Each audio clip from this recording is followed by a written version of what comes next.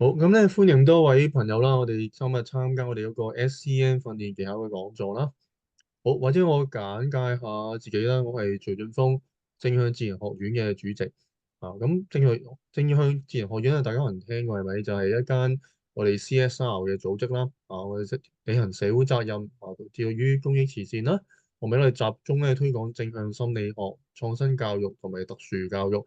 咁我哋信念好簡單，就係助展社群開潛能，希望幫助到唔同嘅社群，特別一啲朋友咧開展佢嘅潛能。咁大家一心咧就努力，我哋透過適當嘅訓練啦、適當嘅培訓咧，其實小朋友可以好大嘅進步。好，咁咧，另外我哋有個慈善嘅 online 學習嘅計劃啊，咁我哋有列舉咗唔同嘅 module 唔同嘅即係課堂啦。譬如有了解 SCN 啦，有今日呢堂嘅 SCN 訓練技巧學習輔助工具。咁嚟緊我啲專注力感統大小肌啦，情緒嘅支援啦，認知發展啊，或者啲行為管理SCN 在職規劃嘅一啲嘅課堂，咁全部會免費咧。upload 喺我哋嘅網站同埋樂文共用一個 Apps 嘅位置嘅，咁遲同大家慢慢再分享啦。好，咁咧今日好榮幸咧，我哋邀請咗好資深嘅特殊教育顧問啦，程詠嫻女士，程姑娘咁程姑娘咧喺好出名嘅特殊幼兒中心啦，同埋到校服務咧，係有一啲嘅以前嘅資深嘅一啲嘅導師同埋一啲顧問咁我而家咧都喺誒喺程局發展嗰個會員咧，係做一個嘅特別教育顧問幫好多唔同 SCN 嘅導師咧一齊合作設計啲 program 訓練小朋友。或者事不宜遲，我交俾個時間程姑娘好嘛？好啊，唔該晒。好，Hello，大家好啊。我見到 view 咗音係咪？咁咧，我相信咧今日個課堂裏邊咧，喺一個鐘頭裏邊咧，相當之豐富嘅內容。咁如果你哋期間有啲咩問題咧，你唔好介意，你寫低佢，即係或者打落去個通訊度。咁我哋有同事咧搜集咗之後咧，我哋最後嘅時候咧就會解答。咁我首先講下今日嗰個內容先啦，扼要咁講下啦，咁樣。咁除咗咧，頭先阿徐生都介紹咗我啦，我都會喺唔同嘅 NGO 做顧問啦，或者而家喺啟晴兒童同發展協會度做一個consultant 啦，幫一啲 SEN 嘅小朋友提供課程之外咧，咁都有喺大學裏邊去教書啦咁樣。咁另一邊廂咧，都希望透過今日裏邊咧，分享多啲嘅唔同嘅技巧同埋工具，希望都幫到在座嘅家長或者係其他嘅專業同工啦，我哋一齊去為班 SEN 嘅寶寶去努力啊咁樣。咁咧，麻煩阿徐生幫我 share 嗰個 screen 先，嗰個 PowerPoint 先。咁咧，我都會有一啲嘅，即係如果想再進深啦，因為今日一個鐘頭啦，好扼要咁樣講一啲技巧同工具。咁咧，我都有一啲傳媒嘅專訪啦。咁你打我名咧，中文名咧，咁其實喺網上面咧已經 search 到一啲嘅資訊嘅。係咪分享 PowerPoint 嗰度有啲困難啊？哦，係咪睇唔可以，到嚟㗎？睇唔到，我睇到你個樣，睇下同其他家長睇唔睇到啊？睇唔睇到個 screen 啊？個 PPT 啊？睇咩大家？我哋分享咗個畫面嘅。好，哦，誒、睇到佢哋。哦，睇到你哋，OK，咁好啦，因為我睇唔到，我反而睇到你個樣啫喎。OK，可能可以撳下嗰個 screen mode 有機會。你講我係啦，撳下 係啦，係啦。screen mode 變做，睇下先，我可以點樣好咧？OK。唔緊要，咁啊，徐生你幫我手啦，咁我就可以執生就繼續講啲嘢啦。好啦，咁啊，OK，好啊。我想講咧就係話今日個內容咧好扼要啦，咁樣就講到即係話溝通啦，同埋一啲訓練嘅方法啦，或者係小朋友個動機上邊去點樣提升佢，甚至喺個家居上邊，我點樣選擇一個合適嘅環境啊，或者教具啊，去幫佢哋訓練咧嗰個技巧上邊，同埋幫個小朋友去提升到佢嘅能力。最後就喺大人上邊咧，我哋點樣去常規或者結構化去教學佢哋，令到佢哋咧可以預測到啦，個情緒都可以穩定啲咁樣啦。好啦，咁我講到呢度嘅時候咧，我都想問下大家啦。我哋除咗講今日嘅內容咧，我哋知道溝通係好，即係都好緊要啦咁樣。咁點解溝通咁重要咧？咁你見到一幅圖啦，有兩個人個腦諗緊唔同嘅嘢嘅喎。咁其實如果有效溝通，你會諗，當然家長一般嚟講點啊？講嘢啦，係咪？但係其實小朋友唔係個個都語言發展得咁快嘅。當然最外顯明顯去睇到嘅，你哋會諗啊，佢講到嘢就好啦。我最緊要咧，佢嗌聲爸爸，嗌聲媽媽，或者發生咩事喺學校裏邊咧，都可以透過語言咧同我去講嘢。但係講緊有效嘅溝通，首先我哋大人。我哋個個都講到嘢㗎嘛，係咪啊？嗱，我假設係一個語言先，唔好兩文三語住嚇。我哋假設係一個語言，個個都係講廣東話先。屋企其他個文化背景撇除晒先。咁我哋要用一啲好簡單具體嘅語言。咩叫簡單具體咧？就係有時咧，我聽嘢啱啱學嘢嘅時候，可能我真係聽得唔清楚喎，或者我理解唔晒你成句説話喎，可能你就要好扼要啦。例如請坐。哦，俾我啊！可能啲簡單嘅嘢咧，你就已經講咗，但係你唔好咁啊，你要咁啊，講好多咧啲枝節嘅嘢啊，或者係講好多大道理嘅時候咧，小朋友攞唔到個重點，變咗佢個溝通咧就好快就點啊，飛走咗啦，唔專心啦，或者甚至你如果有聽過一啲唔同 SEN 嘅類別，例如自閉症譜系嘅小朋友，佢眼神接觸已經弱噶咯喎。咁加埋咧，你講嘅嘢唔扼要具體嘅話咧，佢更加唔知你想同佢表達啲乜嘢。甚至咧，有好多時候溝通都係講緊一個狀態。有啲人咧係聽嘢叻啲嘅，有啲人咧係睇嘢叻啲嘅。有啲人咧就唔係咁專注啦，但係你見到有啲小寶寶咧係中意講自己想講嘅嘢嘅。咁所以其實我哋做一個有效嘅溝通，首先你自己要準備好。家長或者導師你自己要準備好。你例如你知道個小朋友個特質啦，佢個 SEN 個裏邊嘅特質，佢個個性係點？你點樣用一啲視覺嘅輔助工具幫佢咧？可能一啲圖卡，有啲寶寶咧真係唔明㗎，佢梗係要有一個方法，有一個渠道去幫佢。第一個可能我會結合我嘅語音。加埋一張可能請坐嘅圖卡，就要去請坐。哦，你要摸佢嘅，摸佢理解你嘅語言語音係乜嘢。尤其是我哋廣東話，我哋講一講我哋，但係唔知點解寫出嚟咧，書面語係叫我們喎。我哋喺聽講讀寫都唔同嘅時候，我哋要令一個小朋友去掌握我哋嘅口語嘅語音咧，個母語咧，確實要經過一啲動作啦，可能。佢可能好想食個餅乾罐裏邊嘅餅，佢遞俾你，你可能已經明白佢講乜嘢，但係可能我會加啲手勢令佢話開唔開啊？係咪想我幫你開啊？呢啲簡單嘅非語言係手勢嘅提示，或者手勢嘅溝通嘅技巧 （body language），我哋都要幫小朋友去建立一個語音同埋個語境上邊咧點樣理解一個溝通嘅。咁另外一邊廂就係、有好多時候小朋友講嘢唔清楚嘅階段，唔清楚嘅階段嘅時候咧，你會發覺我都會問下啲學生嘅有時，我話你想講乜嘢啊？因為可能佢見到我好興奮啊，咁係好多嘢想講喎。我話你講慢少少先。我話你係咪叫我程姑娘早晨啊？咁佢可能佢話係啊係啊咁樣，咁我就可能要而家好啲啦，唔使戴口罩咧，我就可以講慢少少。係啦，尤其是咧唔喺前線啲寶寶咧，好難戒到我做程姑娘。咁我以前入行嘅時候咧，佢嗌極都嗌咗我姓陳嘅。咁自此之後咧，我就用疊字啦。我話你叫我晴晴，佢又發到音喎。咁我又好耐性咁同佢重複啊，去建構，甚至我俾個提示佢，好似晴天嘅晴啊。咁佢就知道我一做個手勢或者我講疊字嘅時候，佢就識得嗌我個名啦。咁所以你點樣去同佢溝通？你要準備好，你要有耐性啊。佢可能同你溝通緊㗎啦，不過佢未必即刻用一個口頭嘅語言，佢可能同你用緊手勢啦。我試過有個小朋友咧，佢好想講好多嘢俾我聽。咁有一次我就問佢啦，我話：咦，見到老師添緊水果俾其他小朋友，咁佢好想話俾老師聽，我食完啦咁樣。咁但係佢啲動作咧就快過佢嘅口頭語言，因為有時要諗噶嘛，講乜嘢。咁佢就舉手，然之後我話你想添你舉手啊，咁樣佢舉手，跟住指下個老師，指下自己，指下個碟，跟住佢一連串指嚟指去咧，其實咧你睇漏一眼啦。睇漏一眼，你都會發覺，咦，原來個小朋友同我溝通緊喎，究竟係指緊啲咩？哦，原來你話俾老師聽，我食完啦，想老師添水果俾你，係咪啊？咁佢點點頭，跟住仲俾個手指公我。嗰次我係好開心嘅，我開心嘅位就係我講啱佢嘅心意啊，佢學翻我啊，俾翻個叻叻手我。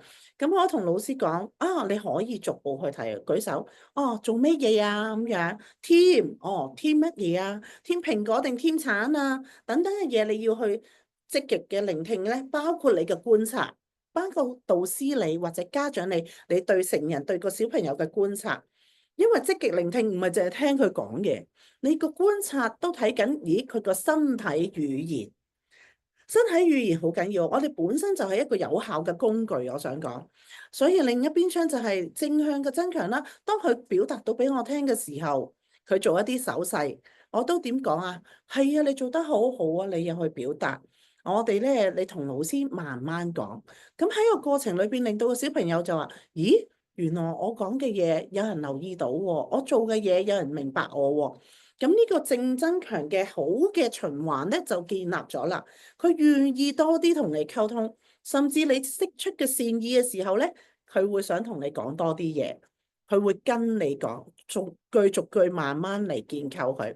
有好多時候小朋友個個性都會心急嘅，咁佢好多嘢想同你講，佢就會好快跳咗去，甚至有好多小朋友咧，佢中意講呢個。嗰個你要咩啊？嗰個咯，擺邊度啊？嗰度啦，係咪啊？有一個代詞咧，好似好 magic 咁樣，就用晒所有嘢嘅。咁我哋更加要同佢講，哦，明知個答案㗎啦，可能你只要知奶，我要奶，或者只要架車，佢想玩車，你都可以同佢講，你想要一架係大車定細車啊？你想要呢架係車定要隻船啊？等等嘅嘢，你令佢咧都開始記住個語音，同你去溝通表達。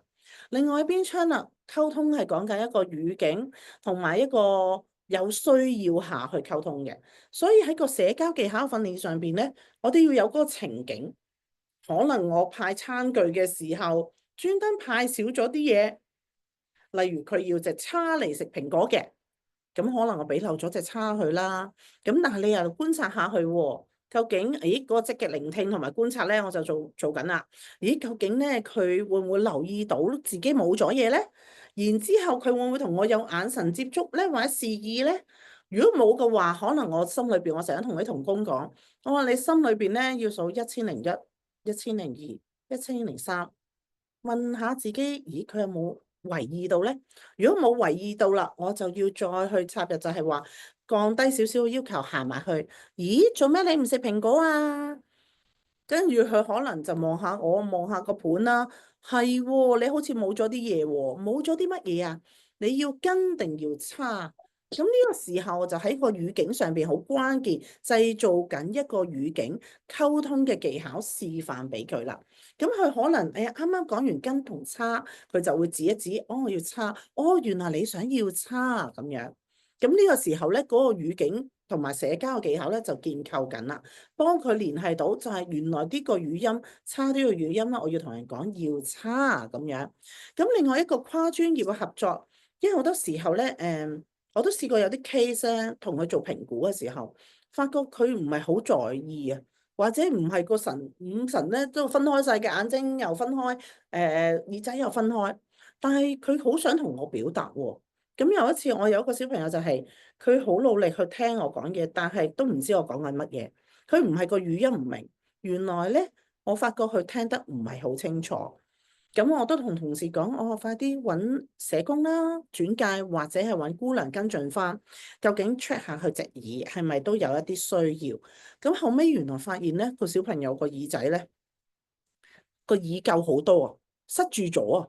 佢直情塞到咧，係啊，姑娘望一望佢，原來個耳仔咧用探熱器耳機啊，探熱器嗰個咪戴個耳機套嘅，佢一探完熱咧，嗰啲黑色嘅耳垢都出埋嚟啊，塞住晒啊！要用咧，起碼成個月咧，醫生俾佢滴嘅耳油咧，去清翻啲耳垢出嚟。其實聽得唔清楚，係咪一個狀態，或者係我哋個語言上邊，你講嘢又清唔清楚咧？你講嘢係咪都係同一個眼神嘅視線咧？係一個好嘅狀態，有一個好嘅機會去同佢令佢建構呢一個溝通咧。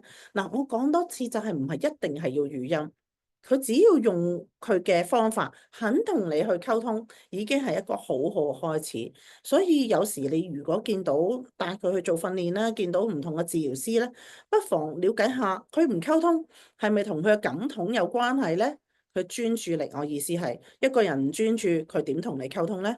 又或者係語言上邊，佢嘅語言理解係好弱嘅，佢又點同你去表達咧？我哋要先理解後表達噶嘛。又或者同個特殊幼兒導師去溝通下，咦，其實佢可能好多概念都唔掌握喎，例如一啲遊戲技巧，咩叫輪流作轉，你一句我一句，佢都唔明白嘅時候，佢又點去溝通呢？所以一個有效溝通涉及到小朋友好多佢現階段發展裏邊嘅需要，唔一定就係話淨係語言呢部分嘅，因為我哋都會同家長講，一打嚟就話：程姑娘啊，我女咧講嘢唔叻啊，我仔講嘢唔叻啊，我要言語治療師。通常我都會了解下，究竟個小朋友究竟係咩狀況，佢現在嘅學習階段個情況係啲乜嘢。如果佢真係遊戲技巧都冇嘅，我必須要去 referral 俾特殊幼兒導師啦，又或者佢嘅感統上好有專注需要嘅，咁我就一定要揾職業治療師幫幫手啦。如果唔係咧，我哋揾言語治療師咧，都未必咧喺個跨專業上邊咧，佢可以即時幫到個小朋友去講嘢嘅。咁呢一個點咧，我哋要留意翻啦。咁另外就係我哋都帶出就係話個溝通嘅重要性啦。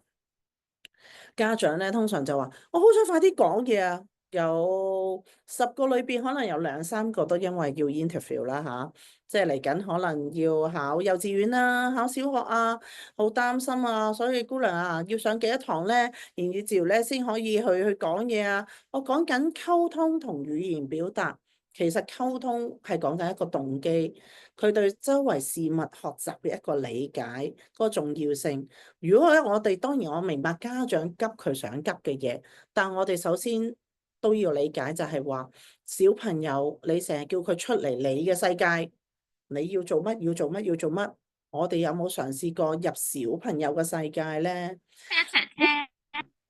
？Hello，咦，有人想回應我喎，好似有共鳴喎。好啦，咁我哋所以咧，我哋要幫小朋友溝通嘅重要上邊咧，我哋係想幫小朋友去理解呢個世界，呢個學習環境係好歡迎佢，係一個好接納嘅狀態。你喺一個好接納嘅狀態，幫佢認識呢個世界嘅時候，入咗佢嘅世界，係間接都幫咗佢建立緊個自我形象。好多時候。誒，你係咪想咁樣咁樣？有啲家長都好心急噶嘛，大人好心急噶嘛，唔俾啲小朋友講嘢噶嘛。我成日喺前線咧，大學嘅視導裏邊咧，你估下老師通常最多出現嘅詞語係啲乜嘢？咁啊，咁啲老師喺度笑一笑啦，咁樣啊，你哋答唔答到我咧？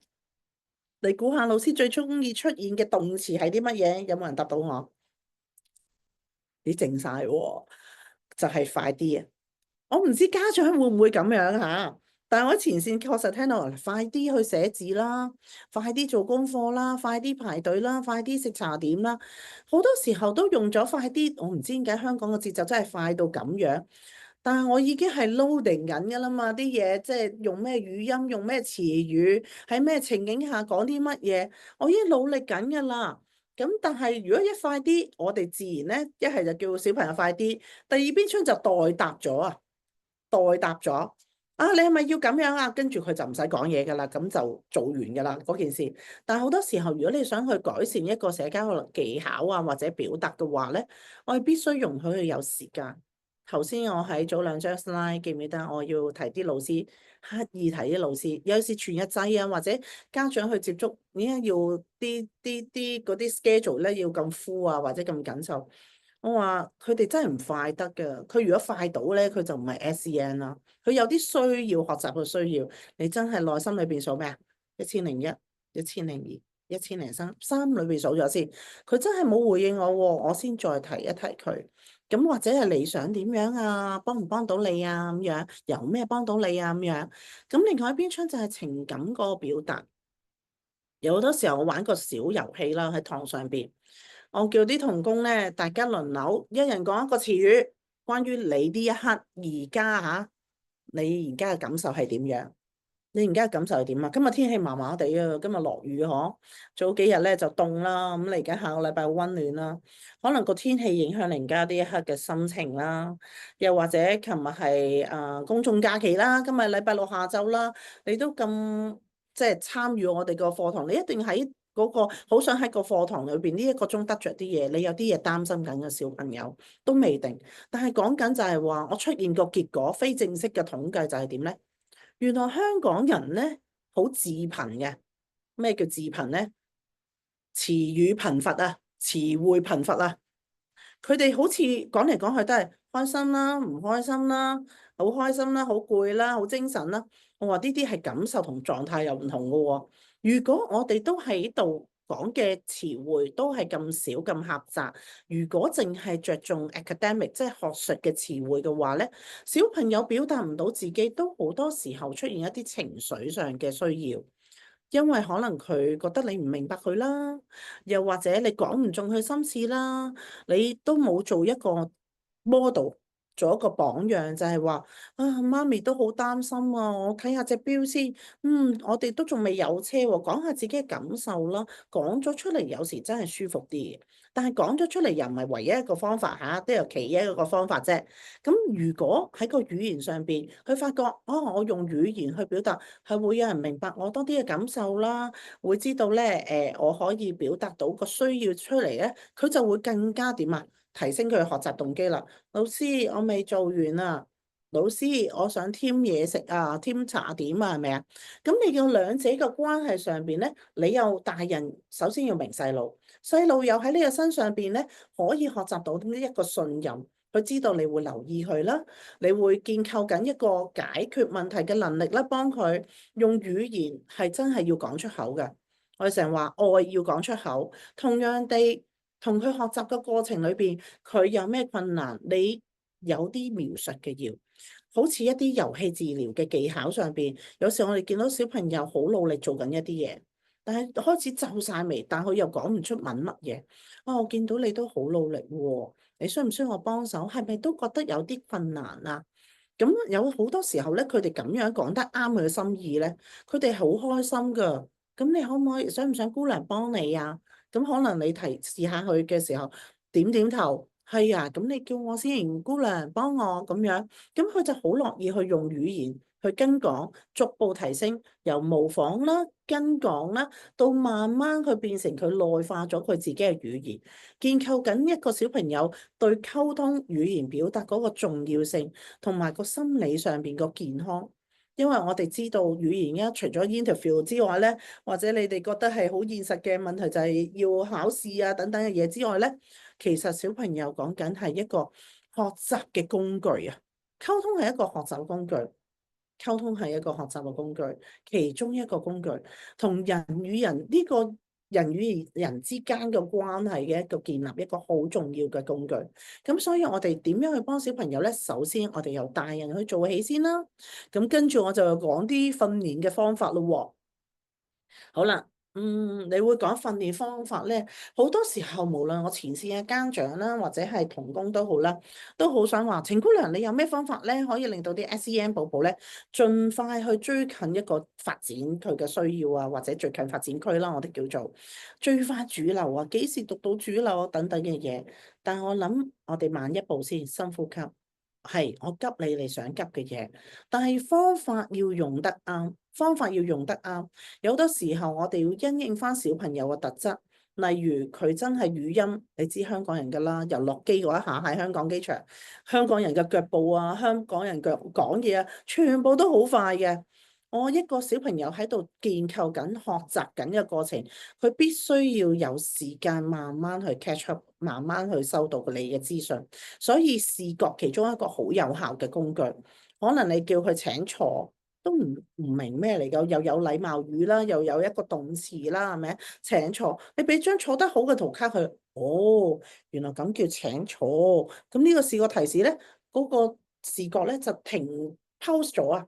post 咗嗰個動詞，然之後讓佢理解嗰個畫面同我語音嘅關係。有時候我會示範俾佢睇啦，有時候我會俾埋圖卡去睇啦。咁呢個視覺提示對於佢掌握你嘅理解嘅，尤其是啲抽象嘅概念啊，係好有效嘅工具。咁另外就係話適當嘅字詞同埋聲音啦。我頭先講，其實你好想知道有多工具啊、技巧嘅嘢，但係其實我話俾你聽，我哋係一個活生生最好嘅流動性嘅工具。有時啲同工話，出唔切圖卡喎，冇理由袋住咁多張卡出街啊，或者係上堂噶嘛。咁我就會咧，可能你要善用你自己把聲聲線啦。例如，我好少話佢哋做錯嘅。即係可能佢喺訓練上邊有啲嘢攞錯咗俾我通常都係咁樣，咁佢就會知道，咦，我有啲嘢擺錯啊。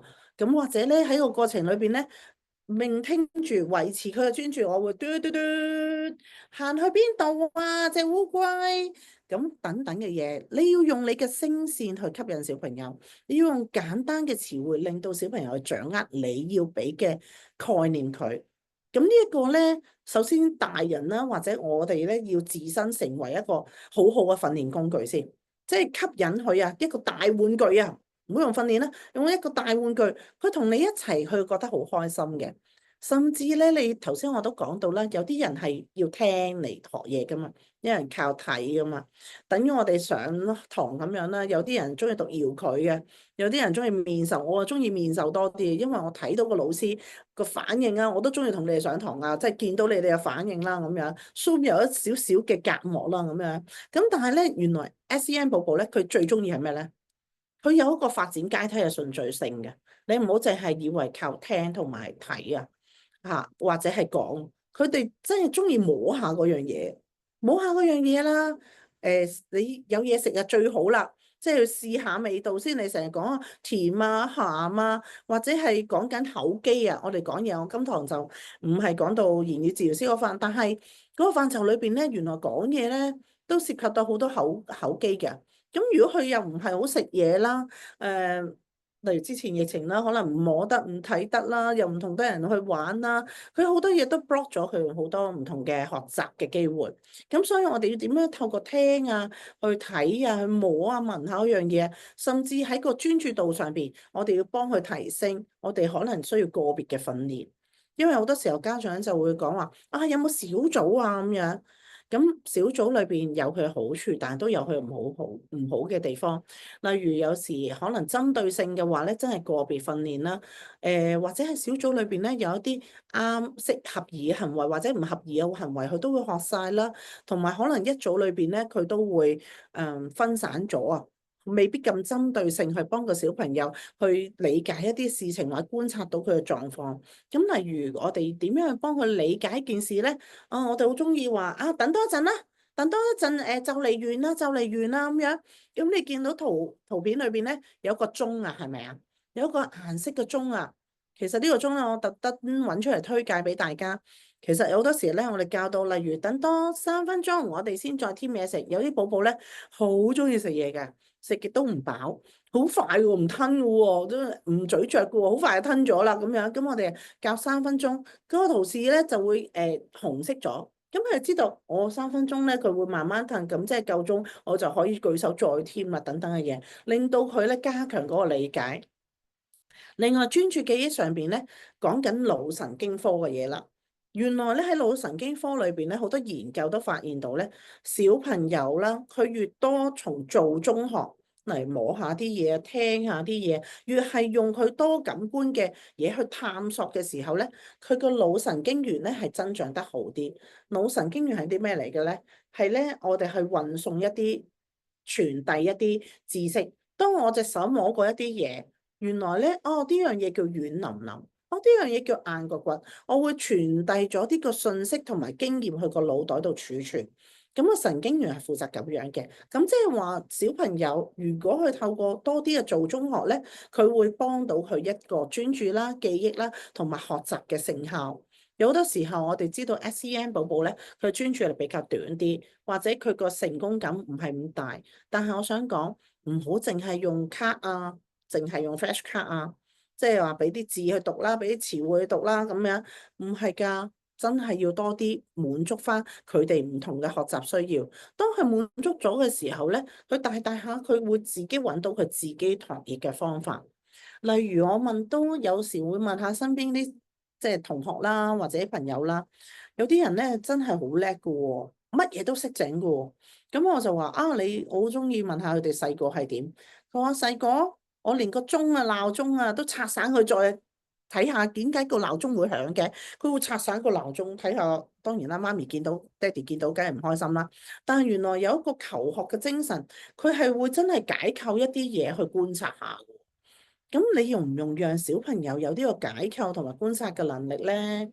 咁呢個都係好靠我哋家長或者成人對小朋友嗰個訓練上佢個需要而去掌握。所以試過提示啊，或者甚至小朋友有啲咧係好中意玩嘅，你明知佢好動態嘅，咁有冇一啲桌上嘅遊戲可以令到小朋友掌握一啲抽象嘅概念，令佢可以學得更加好、更加開心咧？因為開心愉快咧，其中都係講到咧，一啲專家同埋心理學家咧，發覺如果愉快學習做中學，確實幫到小朋友擺喺長期記憶嘅，係咪？咁你諗下，你回想翻你自己嘅成長，通常係最開心同最唔開心嘅嘢記得噶嘛？當然，我而家講緊正向，我哋一定要令小朋友開心啊，因為原家庭嘅影響咧，小朋友個正向嘅成長係好緊要。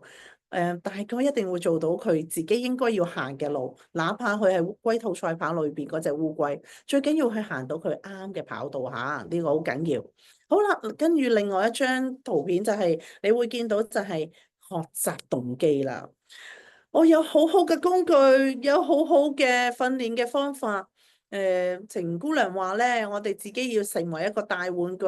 見到你咧，小朋友見到你咧，好想同你一齊上堂，好想同你玩啦咁樣。呢個烙印好緊要啊！你所以咧，第一個印象俾小朋友好緊要啊。有啲童工會話俾我聽，我要俾啲下馬威佢，我哋嚇咗佢啊！我話唔好啊，千祈唔好選擇咁樣。有時有啲秘訣咧，即係都係要同你哋分享下。如果你中意一個人嘅話，你會點㗎？即係你好中意，即係可能男女朋友啦，我當，即係你好想用最短嘅時間了解佢啦，了解佢咩啊？喜好啦，你會投其所好係咪啊？喺個小朋友嘅成長上邊咧，我哋講緊要同佢提升學習動機，你一定要投其所好。例如了解下小朋友強弱項係啲乜嘢啦，佢中意啲乜嘢啊？你跟住先可以同佢同行。我唔係叫你去改變個小朋友成另一個特質，但係你如果要同佢同行，呢個 SEN 寶寶學習嘅過程咧，成長嘅過程好漫長。我可以咁講，我都係一個媽咪啦，即係都係兩個小朋友嘅家長。我兩個小朋友都有唔同 SEN 嘅需要。咁但係喺個過程裏邊，你要與佢同行咧，與個小朋友同行咧，我覺得係真係長有99。你唔同階段有唔同嘢嘅擔心，但係你投其所好就係話你要了解佢嘅特質，你要了解佢嘅強弱項，你有時未必改變到佢一啲現狀。但係你同佢同行，要俾空間去成長。點解我都揾一棵植物出嚟咧？我成日知道就係、背書咁背嘅啫嘛。由細個讀常識已經講啦，陽光、空氣、雨水，咁就會令一棵植物去成長啊。但我哋留咗一個空間，有時我哋都好努力啦，又灌溉啦，加肥料啦，又俾佢曬太陽，又淋咗養分俾佢噶咯，一唔成長。原來每一個種子 SEN 寶寶，每一個人嘅價值，佢有佢嘅生長速度，佢有佢嘅時間。我哋俾啲空間佢咧，我唔係啊，叫你俾個空間代表佢，即係嗱，唔好非黑即白啊！即係俾空間嘅意思就係，我俾咗一啲方法，其實我要陪佢，要忍耐，要陪佢一齊即係成長。你唔係話停晒手唔做啊，唔係咁極端啊！你要同佢同行嘅時候，你係感覺到嗰份支持啊，都俾佢感覺到嗰份支持。有時啲小朋友有啲樽頸位嘅，學咗一段時間，可能有啲樽頸位，咁你會唔會試下其他方法令佢繼續去成長咧？咁所以第二個點子咧就係話你要激發學習嗰個興趣嘅方法，離不開食啦、玩啦、讚呢3個字。有啲小朋友好中意食嘢㗎，你知啦，高高哋呢嘅小朋友咧比較都享樂主義、短期記憶，學嘢咧讚賞要即時嘅，咁佢咧食嘢咧就係佢最大個滿足感嚟嘅。咁當然你要長啲嘢食咧，係比較輕巧啲啦、健康啲啦。咁可能我都會有時長下小饅頭啦。有啲好 significant 咧嚴重嘅 case 咧，佢真係唔做嘢嘅時候，我哋可能真係要一做到佢肯做嘅，已經好大個動力啦，我就即刻要長粒小饅頭啊等等啦。另一邊廂玩啊，有邊個小朋友唔中意玩㗎？你中唔中意玩？其實可能你細個好中意玩，但係而家大個咧，你冇晒啦，係咪啊？時間冇晒啦。但係小朋友確實玩係一個建構緊佢個學習嘅過程。成日話氣無益，但係其實玩如果同腦神經科嚟講咧，結合咗嘅話咧，佢每一個玩啊、摸啊、睇啊、聞啊、聽啊，同人嘅合作啊、互動啊、玩嘅過程裏邊可以有好多合作遊戲㗎嘛，或者唔同嘅競賽，佢都建構緊一啲社交技巧，建立緊自我嘅形象。咁所以呢一部分都好重要咯。另外讚嘅話咧，要讚得具體，讚得具體，具體就係要正向，你唔好就係叻叻啊叻，好似好韓科啊，你係去即係唔係韓國嘅科啊？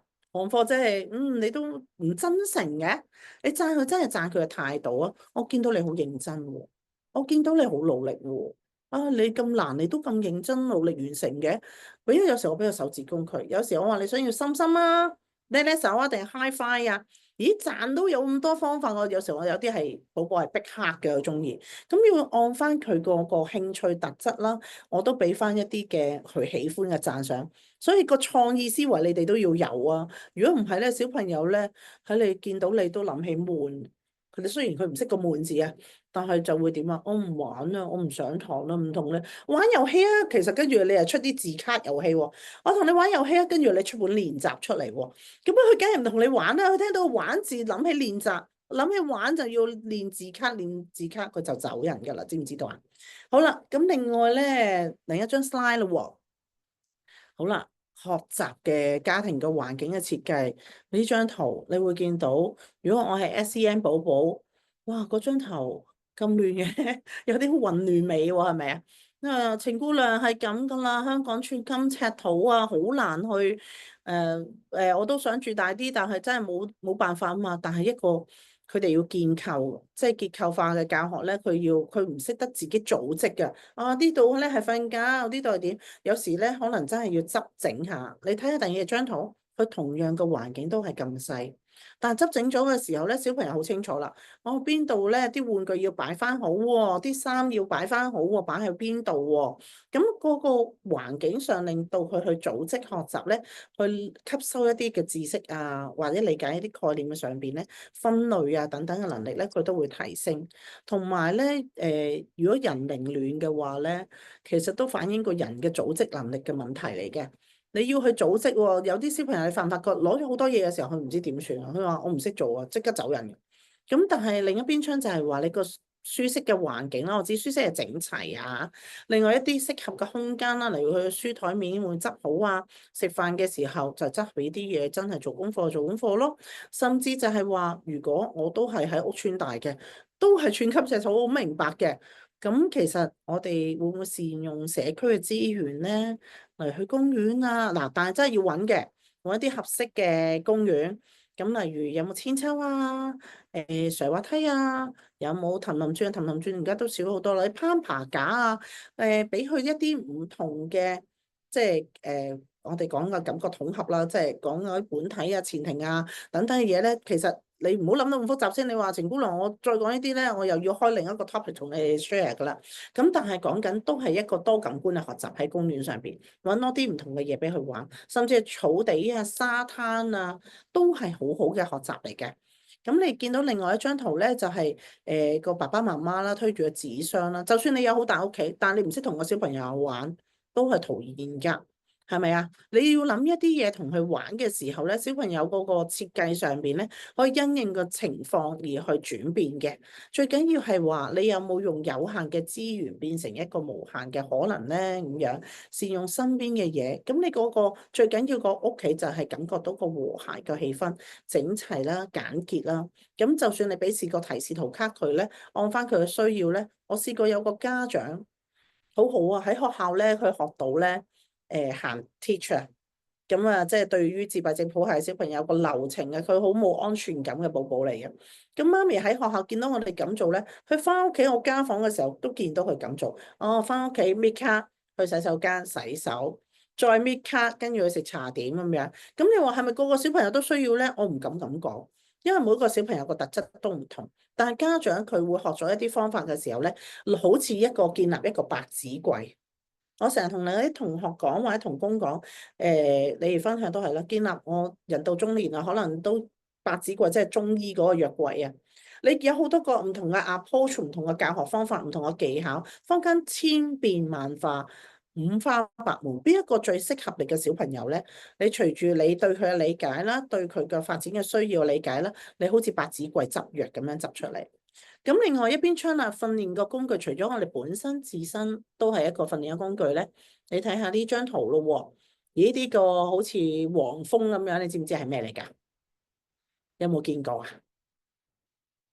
大人咧就會有啲錘仔咁揼揼揼揼揼揼啦，我見到而家興係咪啊？按摩咁樣啦，小朋友都有喎，呢啲都係按摩器嚟嘅。我想講，我有啲小朋友咧，佢對於一啲嘅觸覺咧，佢好低啊，過低啊，佢要好大力擁抱啦，佢需要咧按摩啦，或者咧我哋喺有啲嘢啦，一定要抗收翻你哋嘅職業治療師啦。咁但係有時咧，呢啲百利而無一害嘅，因為咧我係講緊幫緊小朋友多感官嘅學習，咁所以有啲例如沙箱啊、水箱啊，你哋可以用翻啦，或者揾啲發泡膠啊，收埋啲嘢啊，夏枯草啊等等嘅嘢幫佢啦，俾佢摸唔同質感嘅嘢啦，甚至係咧前庭嘅需要，有啲小朋友咪中意俯衝啊，中意好大力拍打一啲嘢啊，嗰啲。千秋啊，或者會轉嘅嘢啊，咁樣，咁我都話係適宜佢哋玩嘅。咁所以個過程裏邊咧，佢個有啲小朋友好大力嘅，好中意啲大力嘅感覺啊，攀爬啊咁樣。咁你見到呢個咧拼砌咧，係好似我成日話洗衣機嗰條管啊，排水管啊，佢會拉長拉短啊，去拼砌一啲唔同嘅嘢啊。另一張圖你見到咧就係有塊鏡啊。有啲透明嘅膠片，唔同顏色啊，有塊鏡點樣仿砌啊？小朋友好中意睇嘢嘅，我有啲 ASD 寶寶咧，真係好中意睇嘢喎。佢砌呢啲咧，佢好留心，咦咁得意嘅，咁樣擺會對照嘅咁樣，咁佢哋好多探索嘅機會，令到首先同埋另一邊窗就係你都要覺得好玩先咯。我幾怕悶嘅人嚟嘅，我承認。咁但係如果我對住 SEN 寶寶個反應，佢唔係個個都咁多嘅時候，你都係一個好悶嘅人咧，佢就會更加悶。我唔係話要俾好多好多好多 Kinder 嘅嘢佢，但係你喺預備嘅教學上邊或者訓練上邊咧，你必須咧要掌握一啲嘅技巧。下一張 slide 咧，第七點咧就係訓練嘅技巧上邊啦。你要用一啲訓練工具嘅技巧上邊咧，可能你要留意個特質。有啲小朋友嘅真係佢好需要由近自遠嘅。咩叫近自遠咧？生活經驗開始，例如食嘢方面啦，你食嘢嘅話可以提供一啲唔同嘅特質 texture 嘅，即係唔同嘅質感嘅食物俾佢啦，唔同嘅餐具啦，你俾佢揀啦，等等嘅嘢啦。我試過有一份教材係佢可以係不圓形啊、三角形啊，有時我哋嗰啲加牛奶嗰啲卜卜咧，有啲唔同顏色啊、形狀噶嘛，咁可以俾佢去揀啦咁樣。又或者就係生活自理，千祈唔好漏咗自理呢一部分啊！我由着衫、着鞋啊。着褲啊等等嘅生活自理上邊咧，都好反映佢對一啲事情嘅過程裏邊嘅組織步驟組織，好緊要啲部分。你可能着一件簡單嘅背心，有啲小朋友你就咁遞俾佢，佢就着到。但係有啲小朋友鋪喺台面，着完一邊手袖，佢自己着另一邊，你要拆細步驟啊！你唔係一下子個個一教就會識，你要拆細步驟啦，按翻佢嘅性格特質。有啲小朋友我已經揀咗呢一張有 Fitball 嘅咧，我試過有個學生咧係唱完一首早晨歌上堂啦，每次都上早晨歌啦，佢未唱完首早晨歌咧，佢已經瞓着咗。你話咁誇張，程姑娘？係啊，真係咁誇張，佢係一種病態嚟啊，當然。但係咧，我結果係要諗辦法啦。佢係真係坐喺個角落頭，坐住個 Fitball，摁住嚟上堂，佢個覺醒度先會提醒嘅。咁即係話俾你聽咩咧？每個小朋友都有唔同嘅特質。但如果我唔咁樣幫佢咧，佢就真係成堂瞓覺。家長話俾我聽，佢由細到大都係咁樣嘅。佢一日瞓十幾個鐘，十幾個鐘喎。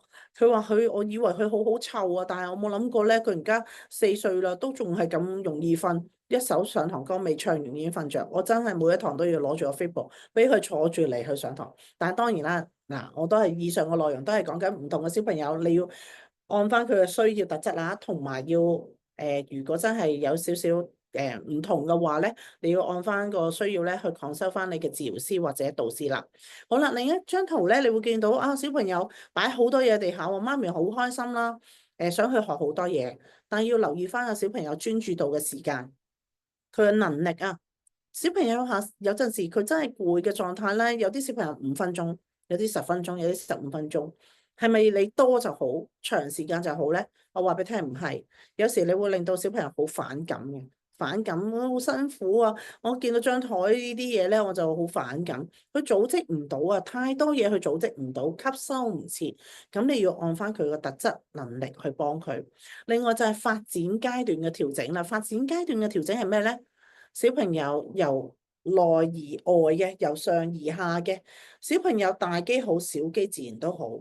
小機好，自理都會好。例如小機好嘅扣樓啊，你見到穿珠啊，你哋成日家長好強調嘅執筆寫畫啊，有每樣嘢都有佢嘅進程喺度。我哋唔可以跳 step，即係你好想食快餐啦，但係小朋友佢有發展嘅階梯。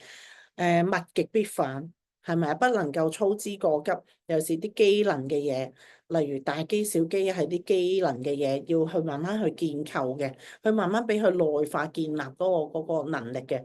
例如佢隻手仔唔夠力，佢真係要做好多唔同手仔嘅活動，去慢慢建立佢雙手協調啊、手眼協調嘅能力。我先到去執筆寫畫，甚至加埋一啲空間感添。所以我哋每一個樣嘢去諗嗰個設計嗰個技巧上邊咧，訓練嘅技巧咧，你必須要按翻小朋友嗰個發展嗰個階段嘅需要。好啦，另外一邊窗就係嗰個學習輔導嘅工具啦。好，我揾咗個紙球俾你喎。程姑娘咁慳嘅你，紙球攞到攞出嚟嘅。有冇諗過一個紙球可以點做？可以幫到小朋友啲乜嘢啊？呢個係一個好少嘅練習，俾3秒鐘你諗下。好啦，時間過得好快啊！小手機係嘛？小手機哇，非常好，多謝徐生。係啦，可以小手機啦，揸實佢啦，係咪？甚至咧，我哋可以玩星球大戰啊，揸咗幾個紙球啦，大家鬥等過去對方，到1分鐘停咗嘅時候，嗱，你唔好諗住1分鐘好少啊。如果你不停咁執紙球抌過對面咧，其實咧係好攰㗎隻手。即係上臂啦、前臂啦，同埋手掌啦、爪握嘅能力啦，跟住放嘢啦，嗰個協調都要啦。另外就可以抒泄佢哋嘅情緒啦，甚至講入合作遊戲嘅雙手協調，可以廁紙筒都點啊？兩個廁紙筒夾住一個紙球去運紙球啦，甚至咧廁紙筒都可以做到咩啊？可能加唔同顏色嘅玻璃紙啦，俾小朋友去探索呢啲嘢啦，或者係你見到啦，做下就嚟復活節啦，做下復活兔啦，又或者做一啲拼砌嘅嘢。我講緊點解用紙球啊、廁紙筒呢啲咁簡單嘅工具都可以做到咁多嘢？因為其實小朋友得一個嘅咋，即係得一個意思就係話佢得一個目的嘅咋，好玩。好玩，千祈唔好揀一啲教材咧，A for Apple，B for Boy，撳完就冇嗰啲嚇，我唔咁多咁少變化嗰啲，我唔係好中意嘅。咁通常我就可以一個教材裏邊，我唔係話指個變化上邊佢好多 multi-task，係你可唔可以運用嗰個教材，你去建構一啲唔同嘅設計一啲唔同嘅互動嘅玩具啦，或者係一個工具咧，係而簡單操作嘅。咁我指球有翻咁上下大啦，兩個廁紙都夾住佢已經可以運球，甚至咧佢練緊佢啲肌肉啦、控制啦、手眼協調啦，你可以變化出好多唔同嘅風格，但係個原則就係一定要好玩，同埋有遊戲嘅元素裏邊。咁呢個咧佢嗰個參與感同埋個學習動機自然提升，因為佢見親你就話：咦，今次呢樣嘢可以變乜嘢咧？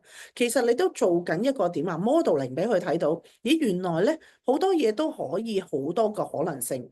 好多個方法，可以好多個創意，有創意解決問題嘅能力都會相對高啲。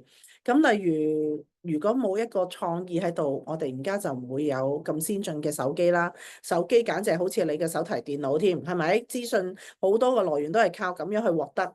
好啦，咁最後咧就係講到就係一個常規同埋建構啦。個可預測性，好多時候我近呢幾年啦，呢2年啦，特別多 SEN 寶寶對抗性行為啦。或者一個唔合作啦，參與度低啦，動機學習低啦，或者對人咧去適應新環境好難啊。咁好多時候都靠我哋大人去幫佢。一個人可能去接受程度唔同，SEN 寶寶佢有個需要，咁我哋大人要知道嗰個重要性，對你一啲估計唔到、預測唔到嘅，我已經一個缺乏安全感，我又知道自己嘅能力唔好嘅時候咧，係靠大人去幫我嘅喎。咁所以個常規重要性可以幫到佢嗰個焦慮嘅減低啦，同埋建構緊個安全感啦。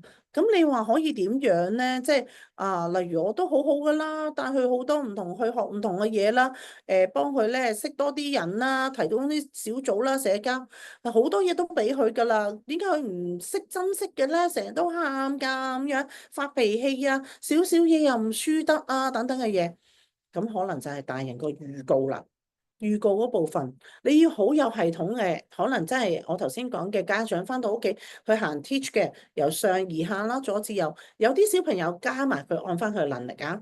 小朋友第一嗰個圖嘅話，你試過個提示係咪去理解個圖片咧？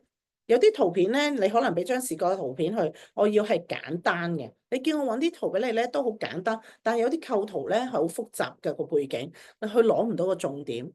又或者係照片、彩圖定係文字咧，你要睇翻小朋友嘅能力啦。呢個第一。第二邊窗你去預告嘅時候，你要睇翻個小朋友究竟佢可以記到幾多？有啲小朋友你只限2個嘅啫，有啲只限1個。例如我食完早餐就要着校服咯喎，佢淨係記到食完早餐着校服，食完早餐着校服。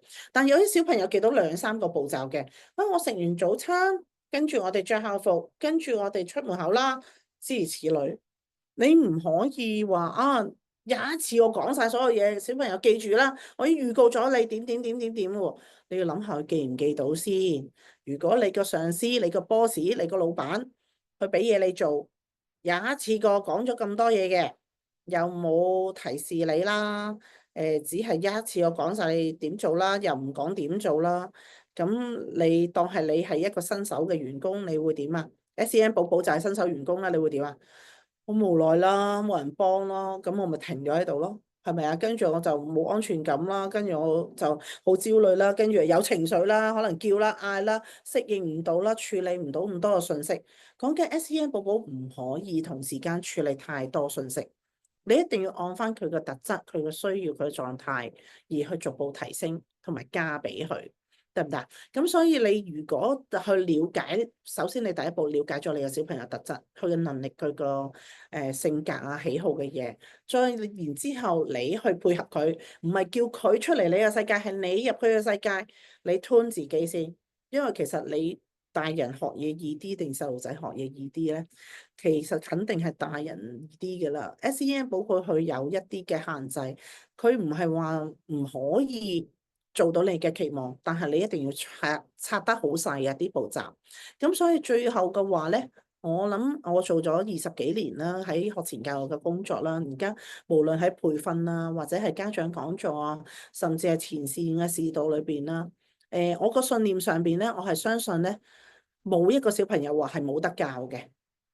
只要你係要用無限嘅可能，無限可能就係話有好多嘅方法，有好多嘅創意，好多唔同嘅方法。你點樣發展 SEN 寶寶最大嘅潛能呢？呢個係我哋嘅信念。如果我哋冇呢個信念，我哋態度影響我哋思想，思想影響我行為。我態度上邊，我思想上面，我要相信呢一樣嘢，我就會去改變自己。然之後行為上邊我會試，但係當隨住你嘅經驗、你嘅能力、你嘅技巧慢慢去浸潤嘅時候咧，我相信每一位在座今日每一位嘅話，都可以成為你自己 SEN 寶寶有即係最有潛質嘅導師，同埋提供一個好好技巧嘅方法俾佢哋。咁我今日分享咧就到呢度為止啦。而家咧跟住就係呢個